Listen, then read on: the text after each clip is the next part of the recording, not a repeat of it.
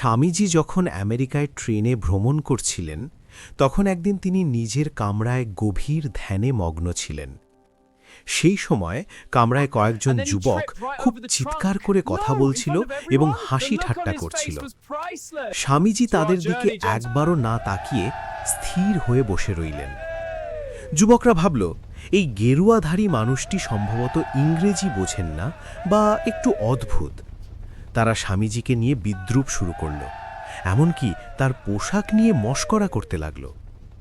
দীর্ঘক্ষণ পর স্বামীজি যখন চোখ খুললেন তখন এক যুবক তাকে বিদ্রূপ করে জিজ্ঞাসা করল, আপনি কি আমাদের কথা শুনতে পাচ্ছিলেন না, নাকি আপনি বোবা? স্বামীজি মৃদু হেসে উত্তর দিলেন, শুনেছি, কিন্তু আমার মন আমার অনুমতি ছাড়া ওই শব্দগুলো গ্রহণ করেনি। স্বামীজি বুঝিয়েছিলেন যে বাইরের পরিবেশ অশান্ত হলেও নিজের ভেতরটা শান্ত রাখা সম্ভব। সফল হওয়ার জন্য বাইরের গোলমালকে নয়, নিজের মনকে নিয়ন্ত্রণ করতে শেখো।